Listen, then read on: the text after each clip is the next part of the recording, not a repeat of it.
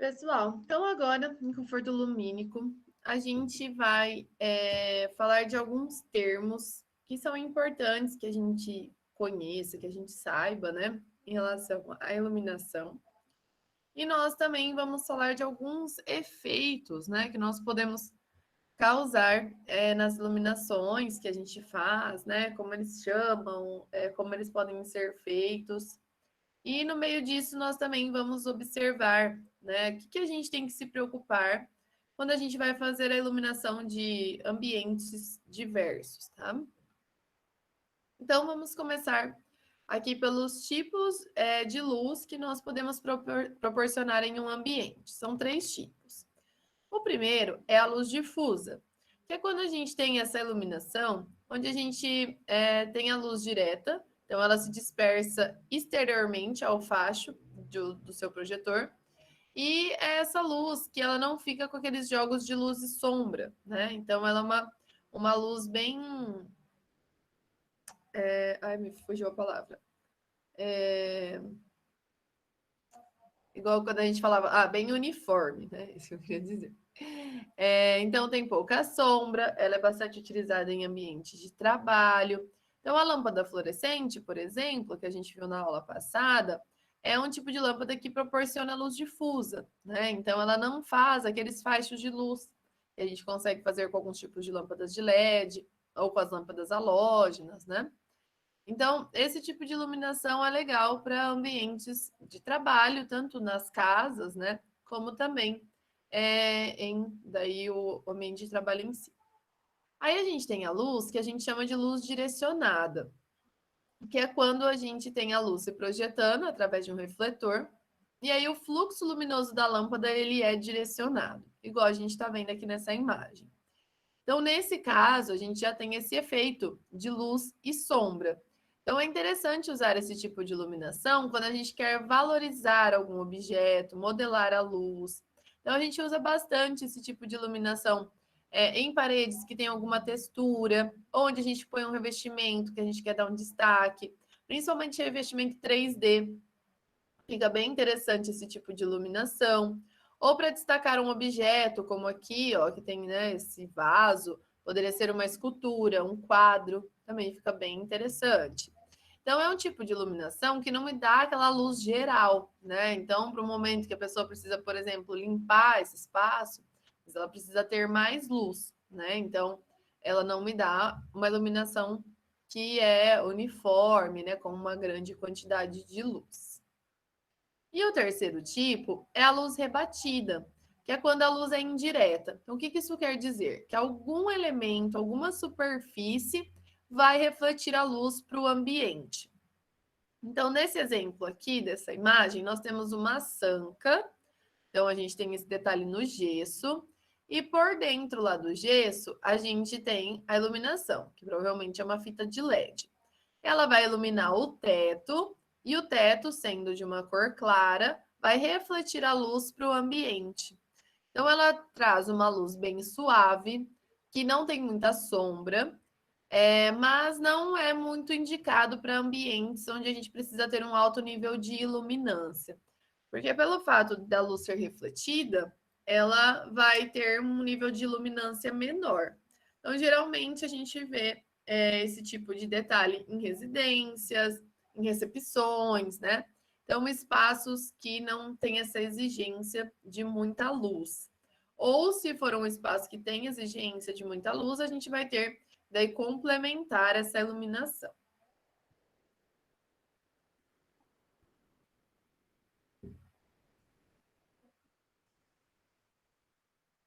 Agora, um outro termo importante que a gente encontra na classificação das luminárias é o que a gente chama de IP, tá? Então, índice de proteção.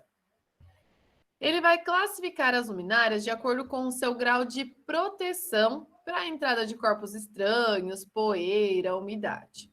Então, a gente encontra lá na caixa, né, nas especificações da luminária, IP e 2 números. O primeiro dígito, ele vai classificar essa luminária em relação à proteção contra corpos sólidos. Já aconteceu na casa de vocês de ter uma luminária que entra muito bichinho. Daí fica aquela luminária cheia de bichinho dentro, sabe? A luminária daquele jeito, ela tem uma baixa proteção contra corpos sólidos. Então, ela deixa entrar os bichinhos, a sujeira, e isso se acumula na luminária. E o segundo dígito é a proteção contra a água. Quanto maior for o número, maior é a proteção. Na questão do segundo dígito aqui, é bem importante a gente analisar isso quando a gente vai escolher uma luminária que vai ficar em área externa, que vai ficar exposta a chuva, vento. A gente precisa ter essa proteção contra a umidade, né? Para não estragar a luminária e as lâmpadas que a gente tem lá dentro, tá? Então, sempre que vocês verem lá essa classificação nas luminárias, agora vocês já sabem o que é. Então, quanto maior for o número, maior é a proteção que a luminária tem. Um outro termo que aparece bastante são as curvas fotométricas. Essas curvas elas descrevem, né, como vai ser o comportamento do facho de luz quando ele sair ou da lâmpada ou da luminária. Então a gente encontra nesse diagrama dois desenhos, né, duas linhas de cores diferentes, e essas linhas vão representar de que maneira a luz vai sair da luminária nos dois sentidos. Então, aqui o vermelhinho é no sentido transversal à luminária, ó. Então a luminária está aqui, como se eu colocasse um plano, né, aqui, e aí eu conseguisse enxergar certinho o desenho da luz. Então, aqui no sentido transversal.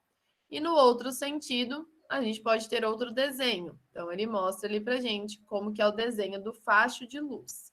Beleza?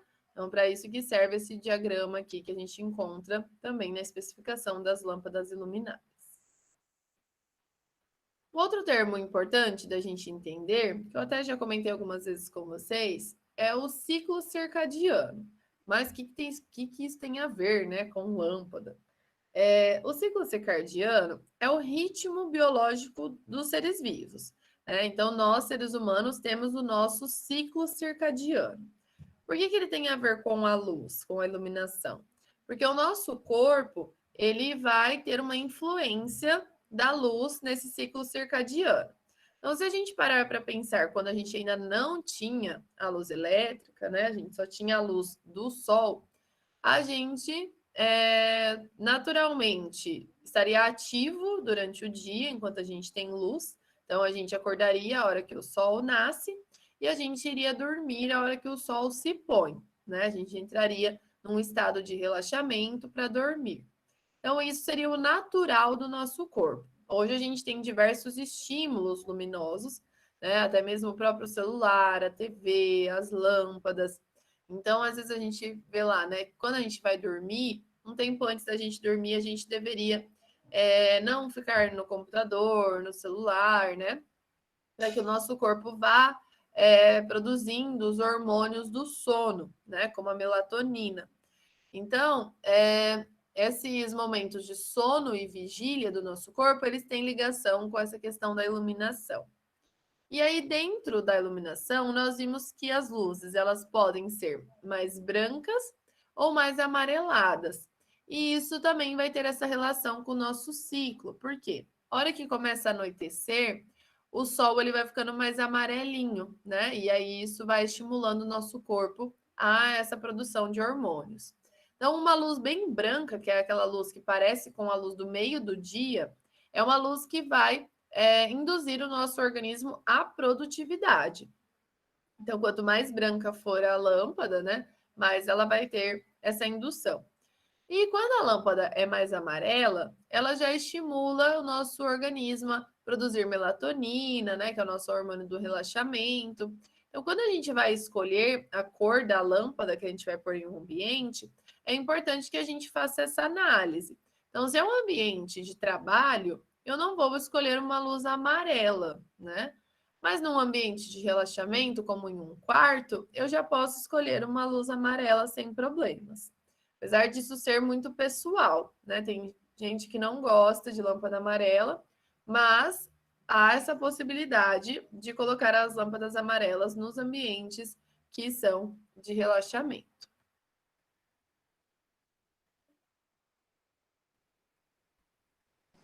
Lâmpada amarela dói minha cabeça, professor. O quê? As lâmpadas amarelas dói tudo minha cabeça. Eu não gosto muito também, não. Mas tem gente que gosta, né? Eu prefiro elas mais branquinhas mesmo. Um Ai, branco. professora, mas é tão aconchegante. Ai, mas não sei, eu acho meio estranho. Já prefiro apagar a luz. Nossa, professora, mas eu tava vendo aquelas blogueirinhas falando e ela colocou luz tipo foco amarela no closet. Ela falou que ela não consegue se vestir lá, porque não tem a cor da roupa, dela tem que ficar saindo pra ir ver a roupa. Mas tem lâmpada que é amarelada, só que ela tem um bom índice de produção de cor. Aí tem que ver isso também. Ela pode ter um tom mais amarelo, só que tem um bom índice de produção de cor também. Aí tem que olhar na especificação da lâmpada, porque senão realmente, né? Mas apesar que no closet não faz muito sentido ter lâmpada amarela, né? Pode ser uma branca neutra ali. Nem aqueles spot, né, que é tipo focadinho, porque fica muito escuro. Uhum. No caso, tem que ser uma iluminação bem difusa e com um índice de produção de cor muito bom. E no caso, ainda mais de blogueira, né? Esses dias até eu vi uma que eu sigo, a Tássia Naves, ela estava falando disso, que uma das exigências do projeto da casa dela, na parte de iluminação, era que o closet fosse muito bem iluminado, que ela pudesse tirar as fotos sem preocupação, né? Então, realmente, para isso, tem que fazer uma iluminação com um índice de produção de cor muito bom. E daí, Tem que eu vi uma que falou assim, até que tem que tomar cuidado com o revestimento ou tipo a cor que você pinta a parede para não voltar. Tipo, tem o revestimento da Portinari que é verdinho, Uhum. ele volta verde, tipo, ele te deixa Verdade. na luz do celular e tal. Então, assim, essas blogueirinhas também não pode com isso. Uhum. É verdade. Dependendo da cor da parede, pode dar também. Porque, querendo ou não, todas as superfícies, elas estão ajudando a refletir a luz, né? E aí, dependendo da cor, ela pode realmente dar uma distorcida. Gente, aqui nós temos a NBR mais recente aí de iluminação de interiores, que é a 8995-1, que é uma norma da BNT, mas é uma ISO. Ela é de 2013 e ela veio para substituir a NBR 5413. Às vezes, quando a gente pesquisa na internet alguma coisa sobre iluminação de interiores, aparece muito ainda a 5413, mas ela foi substituída por essa daqui, tá?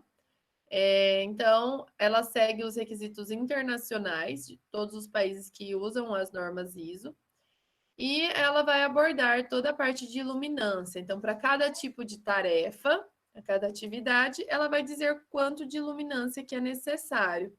Né? A parte de controle de ofuscamento, índice de produção de cor. Então, ela traz todos os parâmetros de iluminação de interiores. Agora vamos falar um pouquinho dos ambientes, para a gente dar uma pensadinha no seguinte. Vou projetar um quarto. Né? O que eu preciso prestar atenção no quarto para projetar a iluminação? Né? E numa sala de jantar? E numa cozinha? Né? Então, a gente tem que pensar que tipo de ambiente nós queremos gerar, que tipo de clima a gente quer naquele ambiente.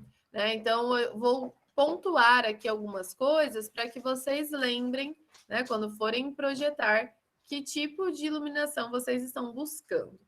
Então, a gente tem que escolher primeiro qual vai ser o tipo de iluminação que a gente vai trabalhar. Então, eu quero trabalhar com a luz rebatida, ou com a luz direta, ou com a luz direcionada. Então, que efeito que eu quero dar nesse ambiente, né? E aí, para isso, qual o tipo de lâmpada que eu vou usar? Uma lâmpada difusa ou uma lâmpada refletora? Né? E aí, que tipo de luminária acomoda esse tipo de lâmpada? Então, eu tenho que ir fazendo as minhas escolhas, né? Em cada tipo de ambiente, eu posso ter que fazer escolhas diferentes. Então, nós vamos começar com os ambientes residenciais e depois nós vamos falar de alguns ambientes comerciais. Então, primeiro, aqui a gente tem o banho, né? O banheiro que tem o chuveiro. Nesse tipo de ambiente, a gente tem que ter uma preocupação de ter uma luz geral e é interessante colocar uma luz em cima da bancada da pia. Né? Porque quando a gente só tem a luz geral e a gente vai usar a pia, vai usar o espelho, A luz geral, ela vem aqui de trás, né, da gente. Então, ela acaba fazendo sombra no nosso rosto, né? Então, para a gente usar bem, né, o espelho, é interessante ter essa iluminação focada ali na bancada. Então, aqui a gente deve sempre evitar lâmpadas que tenham uma alta emissão de calor. Então, sempre que a lâmpada for iluminar pessoas, eu tenho que ter esse cuidado, né? Lâmpadas que emitem calor podem até iluminar alguns objetos, mas não as pessoas. Então, tem que ser lâmpadas, né, como a lâmpada de LED, que não gera esse calor. Então, aqui tem um exemplo, né, para cada ambiente. Então, eu peguei esse exemplo, onde a gente tem uma iluminação geral, que é uma luminária de LED aqui completa. Aqui em cima da bancada, nós temos uma outra iluminação, né, sobre o espelho.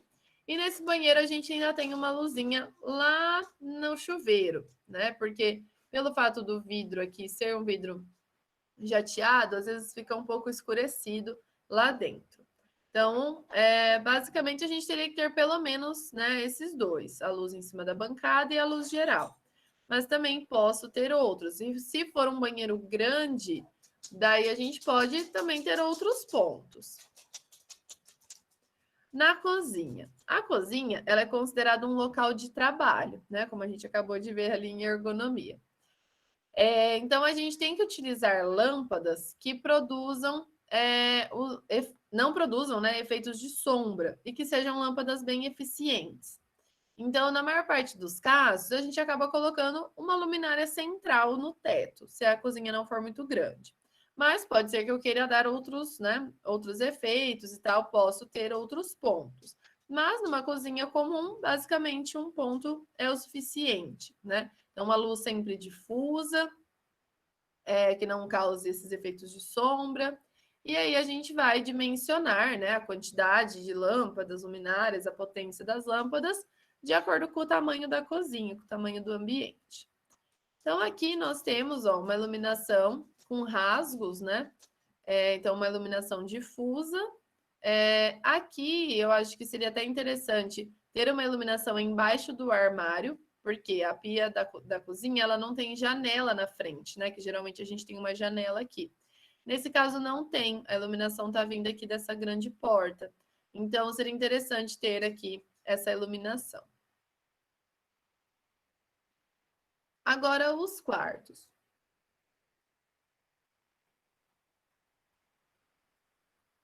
Os quartos, eles são os ambientes mais pessoais de uma residência. E aí, cada pessoa tem as suas preferências, né? E aqui que entra muito essa questão da lâmpada amarela e da lâmpada branca. Então, o quarto é um dos locais onde a gente tem a possibilidade de colocar lâmpadas amareladas. Porém, tem pessoas que gostam e tem pessoas que não gostam. Então, a gente tem que respeitar o que o nosso cliente quer, né? Então, geralmente no quarto, a gente tem uma luz geral, que é a luz central, né? Um plafond, uma luminária completa de LED, que vai ficar ali no meio. E a gente vai ter iluminações próximas da cabeceira, né? Então, nos criados, geralmente. Ou a gente tem um abajur, ou a gente pode ter um pendente, ou até uma arandela, né? Que são luzes que vão ser lâmpadas auxiliares ali para o momento da pessoa ir dormir. Então, geralmente, né, a gente tem isso daqui, ó. Então, aqui eu tenho a luz geral, e aqui, nesse caso, eu tenho pendentes aqui ao lado da cama. O que acontece, né, com essa iluminação aqui que fica ao lado da cama? Ela pode ser uma iluminação mais fraquinha e que eu possa apagar essa luz geral na hora que eu vou dormir e deixar essa luzinha só aqui acesa, né? Então, ou se eu vou levantar no meio da noite, eu posso acender essa luz. Então, no quarto, gente, além da questão da iluminação em si, dos pontos de luz, é importante a gente pensar também no interruptor, né? O interruptor, na verdade, qualquer ambiente, né, tem que ser bem pensado no sentido que eu possa acender algumas luminárias e apagar outras, ou, se eu quiser, acendo tudo, e de onde o interruptor está localizado. No caso do quarto, é bem importante que a gente tenha o interruptor logo na entrada e um lá do lado da cama, né? Para a gente poder deitar tranquilamente e apagar a luz só na hora que a gente for dormir, né? A hora que a gente quiser, já deitado. Então, é uma boa observação a ser feita nos quartos. Geralmente, nas casas mais comuns, isso tem no quarto do casal, mas não tem nos outros quartos. Mas é legal a gente, né, ter esse ponto tanto na parede da entrada, como também perto da cama. Ô, Pro, e no caso desse quarto ali que tem, tipo, os vidros, sabe? Logo atrás dessas luminárias da cabeceira, isso não influencia, tipo, na quantidade de iluminação que ele está recebendo por causa do reflexo? Sim, vai ficar mais iluminado. Mas no caso dos quartos, né? A gente não tenha tanto assim aquela preocupação em calcular a quantidade de luz, porque a exigência não é muito grande. Mas se eu quiser, né, dar esse efeito de ser uma luz mais fraquinha aqui, né, talvez fosse melhor não colocar o espelho daí. Ele vai aumentar a iluminação, né? Vai ficar refletido lá a luminária. Parece que ela tá em dobro. Tem que ter esse cuidado. Aí no quarto de bebê, né, tem que cuidar um pouquinho mais com a questão da iluminação. Precisa ser bem iluminado, né, para segurança, tudo. É interessante a gente ter aquele equipamentozinho que eu falei para vocês na aula passada, que é o dimmer, que é possível daí a gente diminuir a intensidade da luz. Então, às vezes, a mãe não quer deixar totalmente escuro, né? Ela só quer diminuir a intensidade da luz. Então, esse dispositivo aqui é interessante para o quarto de bebê, de criança também. E é legal ter uma luz indireta, né? Não ter nenhuma luminária que fique num contato direto com os olhos do bebê a hora que ele está no berço. Eu peguei esse exemplo, ó, onde a gente tem a luz rebatida aqui, uma luminária pendente, e aqui nós temos os spotzinhos. Então, eu tenho a possibilidade de acender apenas a luz rebatida, por exemplo, né? Lá onde está o berço do nenezinho, não tem nenhuma luminária em cima, né? Que dê, assim, uma luz direta. Então, eu tenho diversas possibilidades também. Aqui tem o trocador, né? Então, tem uma iluminaçãozinha aqui em cima. Agora, a área da garagem da casa, ou até se for, né, um prédio, a guarita. Nas garagens, tem gente que às vezes deixa a luz acesa a noite inteira. E aí, o que acontece? A gente precisa colocar uma lâmpada mais econômica. Ai, gente, peraí, meu cachorro tá enlouquecido aqui, brincando. Quanto? Ele não pode ver um chinelo, que ele fica louco. Então, quando a gente tem a garagem, né, que a luz vai ficar acesa a noite toda, não precisa ser uma lâmpada que tenha muita iluminância, e daí tem que ser uma lâmpada mais econômica, né, para que a gente não tenha um grande gasto de energia. A gente pode associar também a sensores de presença, né, e se tiver guarita, se for um condomínio, né, ou uma casa muito grande, ou um prédio, a guarita, ela pode ser mais escura, né? Então, a pessoa que está na guarita fica ali num ambiente escuro, e o lado de fora tem que ser bem iluminado. Então, o sensor de presença é interessante para esses espaços, porque daí, quando vai alguém, a luz acende, né? Então, tem bastante gente que acaba deixando a luz da garagem acesa a noite toda. Agora, o lavabo. O lavabo, diferente do banheiro comum ali, que tem o chuveiro, ele pode ter uma iluminação mais bem trabalhada, mais dramática, né? Então, o lavabo, geralmente, ele é um espacinho ali menorzinho, dá para iluminar com pouca coisa, e que a gente quer sempre deixar, assim, mais elegante, né? Um espaço diferente. Então, a gente tem o lavabo como uma continuação, né, das áreas de estar ou da área de jantar. E aí a gente consegue iluminar com lâmpadazinhas nos spots, a gente consegue usar a iluminação como uma decoração. Então, pode ter arandelas, posso ter pendentes, né? Também são opções para esses espaços. Então, aqui nesse lavabo, ó, a gente tem esses dois pontos de luz aqui sobre o espelho e mais 2 pontinhos de luz aqui, ó, que dá para ver lá no reflexo do espelho. Então, não preciso de muita luz, porque o espaço é pequenininho, e posso pensar numa luz mais dramática, né? Aqui a gente tem o lavabo com pendente, e tem uma iluminação geral, que dá para ver aqui também, né, no reflexo. Agora, os ambientes de adega.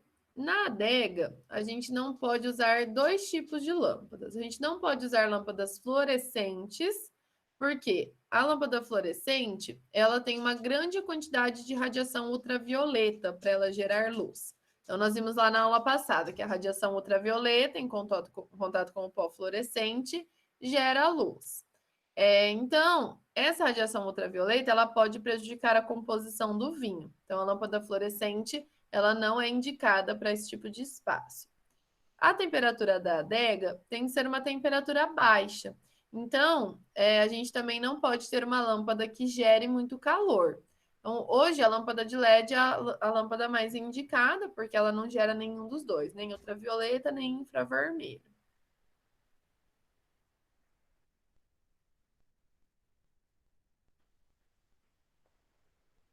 Agora, salas de jogos. Salas de jogos, ela deve ter uma boa iluminação geral e, né, pode ser tanto direta como semi-indireta. E sobre as mesas de jogos, a gente pode colocar uma iluminação localizada, como aqui, ó, em cima dessa mesa, a gente tem lá o pendente, né, que vai fazer essa iluminação da mesa. Então, a gente pode fazer dessa forma. Agora, o home. O home é um espaço que a gente tem que ter muito cuidado. A gente nunca deve ter uma iluminação que fique entre o espectador e a tela, né? Se for uma tela, uma TV. Então, a gente tem que ter esse cuidado, porque senão pode gerar um ofuscamento na hora da pessoa assistir a TV. Então, o ideal é trabalhar com iluminação indireta e que eu tenha aquelas opções de regular a iluminação para cada situação que eu estou tendo ali. E também é interessante ter alguma iluminação que permita ali, né? Se está tudo escuro, eu preciso usar o controle, eu tenho ali um abajur, um elemento que eu possa acender apenas para usar o controle ou, né, para fazer alguma outra coisa. Então, olha só que chiqueza essa sala, né? Dos sonhos. Então, vejam que eu não tenho nenhuma iluminação forte na parte do teto, né? Que ficaria entre o espectador e a tela lá no fundo. Então, a gente vê que nós temos essa iluminação aqui, que é uma iluminação totalmente indireta dentro do rasgo. Eu tenho o rasgo na parede e o rasgo no teto, então isso vai se repetindo ali como um detalhe.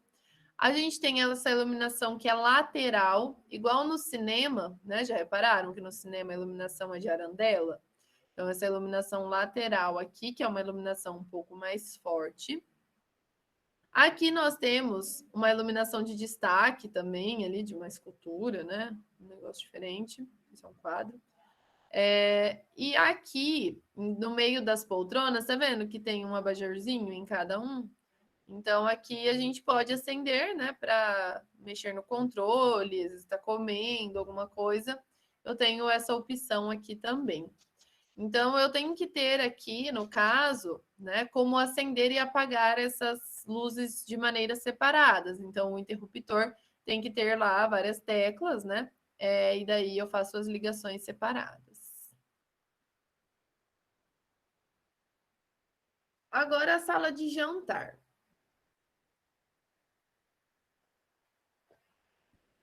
Na sala de jantar, nós sempre devemos ter um ponto de luz em cima da mesa, né? Sempre que a gente trabalhar com ambientes de refeição, é importante que a gente tenha um bom índice de reprodução de cor. Porque aquilo que a gente estava falando, que às vezes, né, se na foto lá, né, a gente tem uma distorção de cores, na comida isso também não é legal. Né? Então, quando a gente tem lá a comida, a gente quer enxergar ela da cor que ela é. Né? Então, às vezes, tem uma lâmpada mais esverdeada ou mais amarelada, que daí deixa, né, a comida com uma aparência estranha. a gente não tem vontade de comer aquela comida, né? Então tem que ter esse cuidado. Em cima da mesa de jantar, a gente pode trabalhar com os lustres, né? Com os pendentes. E é sempre importante a gente pensar na distância entre a mesa e esse pendente. Tem que ser ali de 90 centímetros a 1,20 m, para que não atrapalhe as pessoas, para que elas continuem se vendo. Sempre, né, no centro da mesa. A gente também pode iluminar outros pontos de interesse, se tiver. Então, às vezes tem um aparador, tem um buffet, tem uma cristaleira, são elementos que eu posso iluminar também. E nessas áreas da casa, às vezes é necessário que a gente chama de luz de passagem. O que é isso? Às vezes a sala de jantar, ela está posicionada de uma forma que para eu ir da cozinha para a sala de estar, eu passo pela sala de jantar. E aí eu posso ter uma iluminaçãozinha ali, uma luminária, que não seja, né, a luminária ali da mesa, só para eu passar de um ambiente para o outro. E aí é legal, quando a gente tem essa situação, a gente pôr o interruptor dos dois lados, né? Então eu venho da cozinha, apago a luz da cozinha, acendo a luz da sala de jantar, passo por ela, lá do outro lado eu apago a luz e vou para a sala de estar, né? Um exemplo. Então, essa luz de passagem, ela pode acontecer nesses espaços, né? E é interessante a gente pensar nisso, porque quando a gente não tem isso, a gente tem um espaço muito grande que a gente precisa atravessar, a gente está no escuro, né? O que a gente faz? A gente tá com a luz acesa, a gente já tem que acender e sair correndo, né? Então, é bom a gente ter luz de passagem, tá? É bom a gente programar isso no nosso projetinho. Então, aqui nós temos uma sala de jantar, ela tem esses pendentes. Uma coisa que acontece muito é o seguinte, principalmente em apartamento. A gente tem um ponto de luz lá, que está pronto já, né? E aí, dependendo da mesa que a gente coloca, a hora que a gente coloca a mesa no lugar que a gente queria, o ponto de luz não fica certinho em cima. E aí, o que a gente pode fazer? Uma opção são esses ganchinhos, ó. Se a gente não for fazer gesso no teto dessa sala de jantar, a gente pode instalar a base, né, lá no ponto e puxa o ganchinho e daí a gente põe centralizado. Aqui são vários, né, mas para eles ficarem centralizados, foi necessário ir colocando, né, certinho ali os ganchinhos. Agora, a sala de estar. A sala de estar, como a gente também viu em ergonomia na semana passada, ela pode ter muitas funções, né? Muitas maneiras de ser utilizada, podem acontecer diversas atividades. Então, tem salas de estar que são também salas de TV, tem outras que são mais para receber visitas, tem outras que são ambientes de relaxamento. E a iluminação, ela precisa ter essa relação com a atividade que vai acontecer ali. E pode ser que essa sala de estar ela seja multitarefas, né? Então eu posso ter um momento que tem uma festa, um momento que é de relaxamento. Eu preciso que eu tenha uma diversidade de iluminações ali que condizem com cada atividade. Então, para as funções de relaxamento, eu posso ter abajures, eu posso ter arandelas. Para visitas informais, a luz rebatida é bem interessante, tá? Tem até assim uns estudos que mostram que a luz rebatida é a luz que nos deixa assim com menos imperfeições. Então, isso ali, né, para você, quando você tem um local onde você está de frente com as pessoas, né, um olhando para o outro, é interessante esse tipo de iluminação. Para visitas, né, mais cerimoniosas, uma festa, é legal ter uma iluminação indireta com iluminação direcionada, luzes de destaque para obras de arte, escultura, para uma parede que tenha alguma coisa diferente. E na sala de estar também pode haver essa necessidade da luz de passagem, como na sala de jantar, né? Então eu posso ter também essa opção na sala de estar, daí sempre pensando nos dois interruptores. Então, eu peguei essa sala aqui de exemplo, que ela tem diversos tipos de iluminação. Então, a gente tem aqui como a luz geral dela, essa luz nesses rasgos. Aí a gente tem várias iluminações de destaque. Então, aqui a gente tem um quadro com iluminação de destaque. Aqui nós temos uma escultura com iluminação de destaque. Aqui nós temos 2 quadros com arandelas em cima, com iluminação de destaque. A gente tem aqui, né, mais alguns pontinhos. E nós temos também os abajures, né? Então, tem abajur aqui, tem outro abajur aqui. Então, dependendo do que vai acontecer nessa sala, né? Se vai receber visita, se vai. Ali atrás até tem outra salinha, né? Se vai receber visita, se a pessoa só vai ficar ali relaxando, né? Ela tem várias opções aí para acender e apagar as luminárias.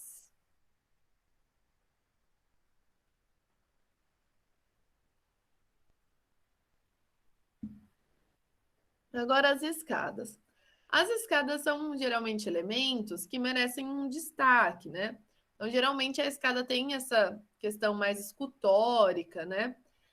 Então, a gente pode iluminar bem a escada, né? Para dar ainda mais destaque ao seu volume. Então, eu posso ter essas lumináriazinhas na parede, eu posso ter elas no piso também, né? Mas é importante que a escada ela fique bem visível e que ela tenha uma iluminação uniforme, né? Para que as pessoas não tropecem, não caiam na escada. Como pode ser uma iluminação que eu posso deixar acesa meio que só para enfeitar, né? Então, tô recebendo uma visita em casa, e daí eu quero deixar minha casa bonita, e daí eu vou deixar acesa a luz da escada. Então, é sempre importante a gente buscar lâmpadas mais eficientes, tá? Para não ter um grande gasto de energia. Na parte de paisagismo, a gente também usa iluminação. Então, geralmente a gente usa, no caso das plantas, né, para valorizar os volumes. É importante a gente levar em conta, né, a temperatura da cor que a gente está usando, a abertura e o alcance do facho das lâmpadas iluminárias, né? Então, depois, até na imagem que eu vou mostrar, vocês vão ver que tem lâmpadas que o facho de luz ele alcança uma distância maior e outros que são menorzinhos, né? Uns são mais abertos, outros mais fechados. Então, eu tenho que analisar o efeito que eu quero que essa iluminação tenha. É legal também eu colocar iluminação nos caminhos, nas escadas, nas entradas, né? Por uma questão até mesmo de segurança. E quando a gente vai destacar os volumes, a gente pode colocar a luz de frente com o volume, isso vai valorizar as cores e as texturas dele, ou por trás do volume, que daí eu vou ter uma valorização mais do formato, do contorno desse volume que eu tenho ali com a vegetação. Então, aqui, olhem só, né? Nós temos a iluminação do caminho, tá vendo lá os pontinhos no chão. E aqui nessas paredes eu tenho faixas de luz de tamanhos e aberturas diferentes. Então, vejam que nessa parede aqui, a gente tem faixas de luz que não são tão compridos, mas são mais abertos. E nessa parede aqui, a gente tem um facho de luz que tem um alcance bem grande, então ele é bem comprido e mais fechado. Então, essa parede é maior do que essa, né? Então, eu tenho que analisar certinho, né, qual o efeito que eu quero que a iluminação tenha. Ainda posso trabalhar com postes, com mini postes, com arandelas, né? Então, que vão estar no chão, né? Ou nas paredes, no caso das arandelas, dos muros. Eu posso fazer essas luminárias direcionadas, como a gente viu ali, para dar destaque, dar uma dramaticidade. Também no paisagismo é bem importante que a gente tenha um comando racional, né, para acendimento dessa iluminação, porque pode ser que não preciso todo dia acender todas as lâmpadas, né? Então eu tenho que ter a opção de acender só parte da iluminação. E como essas luminárias elas são externas, elas precisam ser bem vedadas. Então tem que verificar, né, o índice de proteção, tanto a chuva, né, pressão de umidade, como também a corpos estranhos, sujeira. Quando a luminária ela tá suja, ela perde muito, né, da quantidade de luminância que ela foi projetada. Então aqui é bem importante esse ponto. Aqui a gente tem, né, os balizadorzinhos no caminho, na escada. E também a gente tem a piscina, né, que a gente coloca lá a iluminação na piscina. A iluminação da piscina, ela pode ser feita de duas formas. Eu posso ter a iluminação subaquática, que é igual a gente está vendo nessa imagem, daí os foquinhos de luz ficam dentro da piscina. Como também eu posso fazer uma iluminação da borda, né, ali para mostrar bem o formato, dar destaque no formato da piscina. Posso fazer um ou outro, ou até mesmo os dois. Agora, nós vamos para uma parte mais comercial, né? Que a gente vai começar aqui com os escritórios. Quando a gente tem um ambiente como um escritório, é muito importante que a gente faça os cálculos luminotécnicos. No projeto de residência, não há muito essa necessidade, porque os espaços têm uma exigência baixa que a gente consegue atender tranquilamente. Agora, espaços de trabalho onde as pessoas vão passar horas desenvolvendo ali alguma atividade, daí sim a gente precisa calcular certinho. A gente vai aprender isso a partir da semana que vem. Então, isso tanto para a produtividade do usuário, como também para a saúde dele, né? Para a saúde da visão dele, que vai estar ali exposto, né, um bom tempo a isso. Então, normalmente, a gente tem uma solicitação ali para escritórios de níveis de luminância entre 300 e 500 lux. E aí tem vários fatores que são levados em consideração. A dimensão da sala, o pé direito, o índice de reflexão de todos os materiais, a curva fotométrica da luminária, o fator de depreciação. Então, são fatores que daí na semana que vem a gente vai ver como que funciona isso. E importante também que, além da gente calcular a quantidade de lâmpadas e de luminárias que a gente vai ter no escritório, a gente saiba locar essas lâmpadas e luminárias. Porque não adianta nada eu não distribuir as luminárias corretamente, porque daí pode ser que uma parte do escritório fique mais clara e outra parte mais escura. Então, a distribuição tem que ser uniforme. Também tenho que cuidar de onde eu vou colocar essas luminárias para não gerar ofuscamento.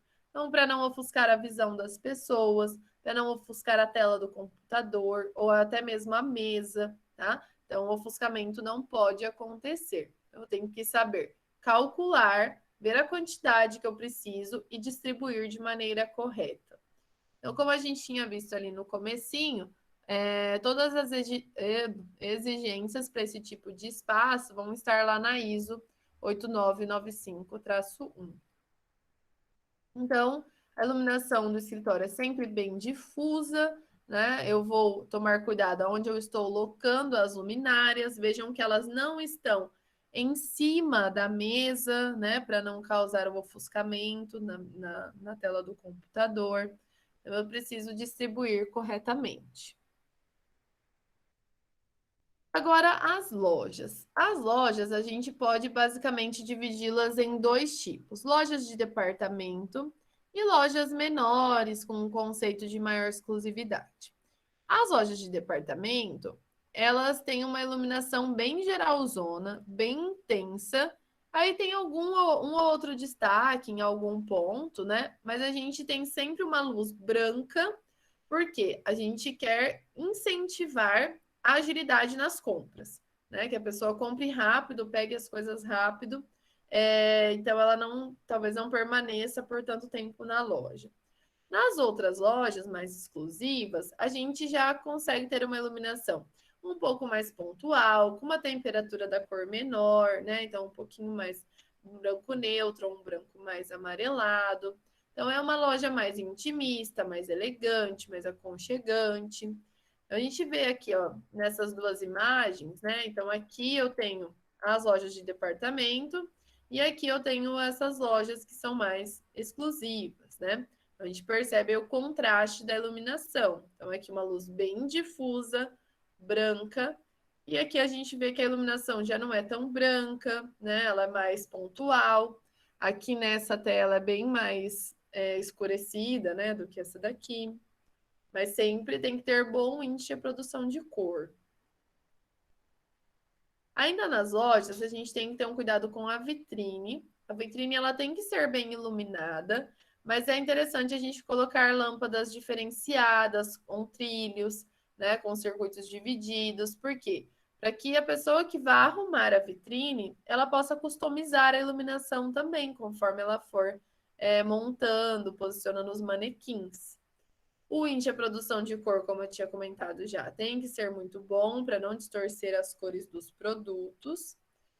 Mas também tenho que cuidar para não pegar lâmpadas que emitam muito calor, porque isso pode desbotar as roupas, né? E deixar o ambiente mais quente. A área dos caixas tem que ser uma área bem iluminada.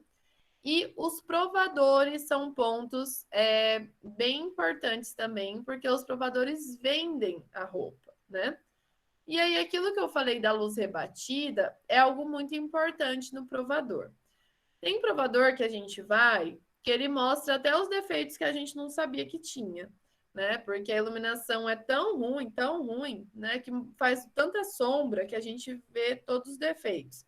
Imagina, a pessoa vai comprar um biquíni, ela sai de lá sem biquíni e ainda arrasada, né? Então, a gente tem que ter essa preocupação com a iluminação desses espaços. A luz indireta é a que menos vai gerar essa sombra, né? Que vai deixar uma iluminação melhor. Então, aqui nós temos dois exemplos, né? De vitrines. Então, pensar, né, na customização da vitrine. E aqui nós temos um exemplo de provador. Olha só, aqui foi usada a iluminação atrás do espelho. Essa é uma opção legal, que não traz muita sombra, e as pessoas não veem tanto os defeitos. Então, o provador ele está ali para vender, né? Então, não é que a gente está querendo enganar a pessoa, né? Mas não adianta também eu fazer uma iluminação que prejudica totalmente. Então, a gente tem que ter esse cuidado nesses espaços. Agora, nos restaurantes. Restaurantes a gente também pode basicamente dividir em dois tipos: restaurante fast food e restaurante mais fino, né? O restaurante fast food, né, como já diz o nome, ele quer que as pessoas sejam rápidas, né? Querem ter rotatividade de pessoas. Então, no fast food é igual na loja de departamento. Então, um nível de iluminância alto, temperatura da cor alta, então a luz é bem branca. Nos restaurantes mais finos, a gente já tem um jogo de luz e sombra, né? Uma luz que lembra mais assim uma luz de velas. Eu tenho um ambiente mais aconchegante. A gente tem luzes mais direcionadas nas mesas.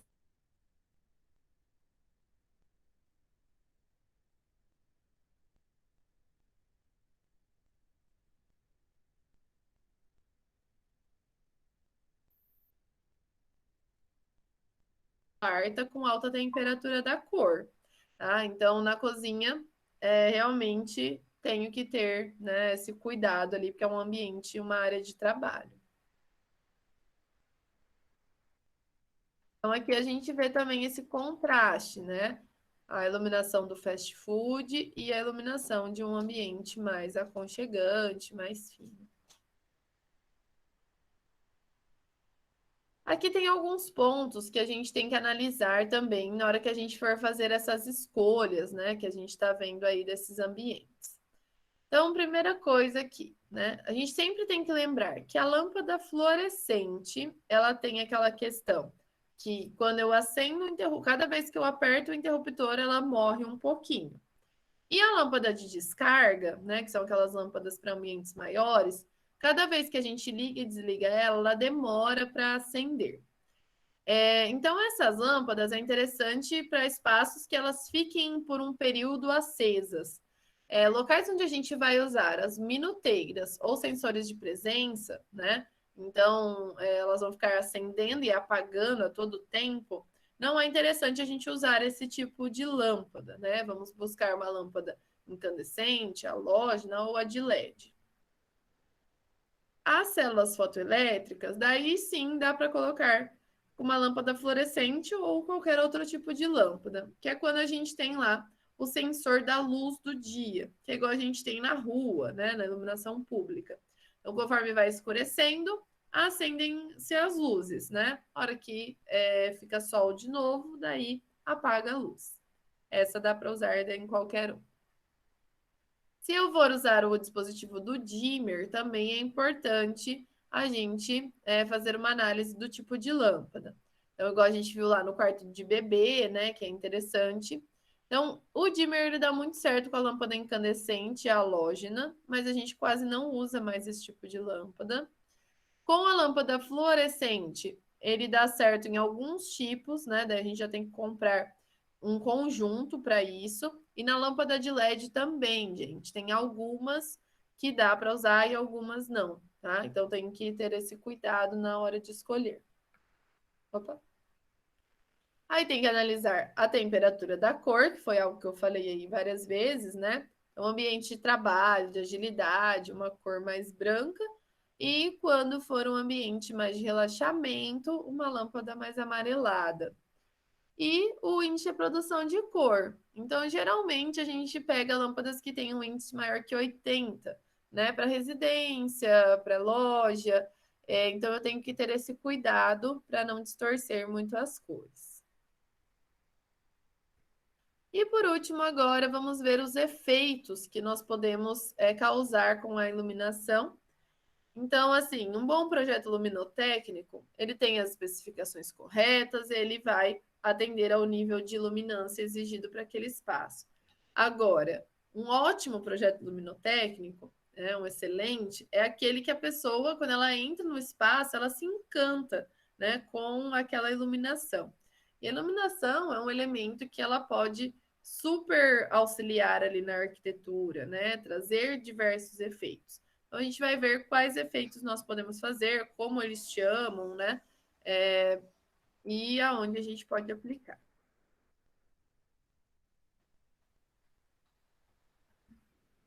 Então, o primeiro efeito que a gente tem aqui é um efeito que eu já comentei ali com vocês, que é o efeito que a gente faz com as sancas. Então, as sancas, elas vão ser, né, essas molduras na parede, que ficam próximas à parede, né? Ou a cavidade que a gente tem aqui no teto. Então, o que que acontece aqui? A iluminação, ela tá lá por dentro do gesso. Aí a fonte de luz bate a luz no teto e o teto reflete a luz aqui para dentro do ambiente. Então, a sanca, ela me dá um efeito de luz indireta. É um efeito agradável, né, suave, mas que não gera uma grande iluminância. E para ser considerado uma sanca, tem que ter pelo menos uns 40 centímetros de abertura. Depois a gente tem a sanca invertida. Também dá um efeito muito legal. Então vejam que na maior parte dos casos a gente tem que usar o gesso, né? Então aqui a gente tem um gesso que ele vem ali no teto quase todo. Quando está chegando na parede, a gente interrompe o gesso. E aí, por essa cavidadezinha entre a parede e o gesso, sai a luz. Então a fita de LED está aqui dentro.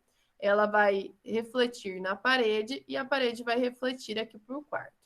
Diferente da sanca normal, essa daqui tem um efeito muito, muito suave. Então, eu vou ter que colocar uma iluminação geral de apoio nesse tipo de ambiente quando eu usar esse efeito aqui. Aí a gente tem os rasgos. Os rasgos são pequenas sancas feitas no teto, porém com uma cavidade de saída de luz bem pequena, ali entre 15 e 20 centímetros. Então, um rasgo ele não proporciona muita iluminação.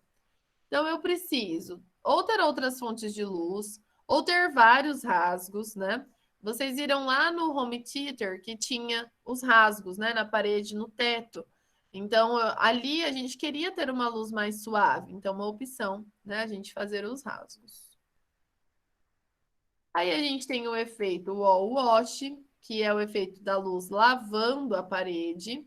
Então, a gente embute as luminárias no teto, bem pertinho da parede, e direciona para o chão. Também dá para fazer o contrário, né? Igual a gente tinha visto lá no começo. Então, a luz ela vem lavando a parede. Então, a gente consegue enxergar o desenho, né, da luz ali, da luminária, né? A gente pode também esconder num pequeno recuo aqui do gesso a luminária, igual nesse caso. E daí eu não vejo a luminária, só vejo o desenho que ela faz aqui, a luz na parede. Então, nesse tipo de revestimento, é muito legal a gente fazer esse efeito, né? Porque daí ele mostra mesmo a questão da luz e sombra, né? Nesses revestimentos 3D. Outro efeito legal é o contraluz, que é aquele que eu falei para vocês ali, né? Do espelho. Então, eu posso pôr a fonte de luz por trás de um elemento, que pode ser o espelho, como nesse caso, pode ser um móvel também, posso colocar a luz atrás de um móvel, atrás de um painel. Então, isso dá um destaque para o objeto que está na frente, né? E dá um efeito bem bonito de iluminação. Outro efeito legal é o backlight, que geralmente a gente usa ali uma fita de LED atrás de um material translúcido, que pode ser um vidro jateado, pode ser um acrílico leitoso, pode ser uma lona de PVC, ou pode ser as pedras como o ônix e o mármore branco, que permitem, né, que a gente faça isso daqui que vocês estão vendo, que é uma bancada de banheiro, né, uma pia de um banheiro, e ela é toda iluminada. Então, o objeto fica iluminado. Então, dá um efeito bem legal. E isso, né, para quem já foi lá no NOA, devem ter visto lá o bar iluminado que tem lá, que foi feito esse efeito backlight. Então, nós temos um bar todo em pedra, se eu não me engano é ônix, é uma pedra caríssima. E aí por dentro a gente tem as fitas de LED que dão esse efeito do bar iluminado. Bem legal. Aí a gente tem o efeito do sistema RGB, que é um sistema utilizado para iluminar edifícios. E ele tem lá as 3 cores, né? Por isso o RGB, que é o vermelho, o verde e o azul. E aí, a partir dessas 3 cores, elas vão sendo combinadas e vão gerando todas as tonalidades de cor. Então, eles vão aumentando e diminuindo a intensidade de uma ou de outra cor, até chegar na cor que a gente quer que tenha ali, né, no edifício. Então, ele traz vida, movimento, né, para os edifícios.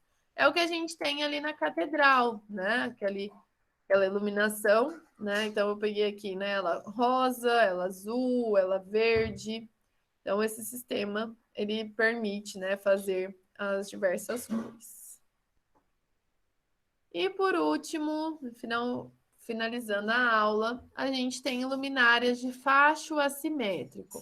O que seria isso? São luminárias que, ao invés delas jogarem a luz para baixo, elas vão jogar a luz para a parede. Então, elas iluminam só as paredes. Então, no ambiente que eu quero deixar mais escurinho, né, e dar esse efeito, às vezes num barzinho, um lugar assim, eu posso usar esse tipo de luminária. Então, ela vai iluminar o plano vertical, né, a parede, e não fazer uma iluminação geral. Então, é uma opção também. Então, é isso, gente. São esses os efeitos, os termos que eu queria passar aqui para vocês. Daí, na semana que vem, a gente vai aprender a calcular, né? Aprender a calcular e saber quantas lâmpadas são necessárias em um ambiente.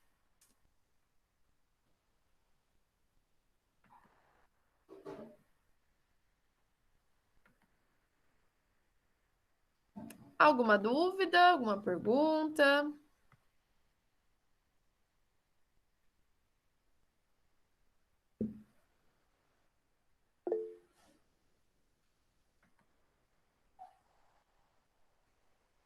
Então, tá bom. Deixa eu parar de gravar.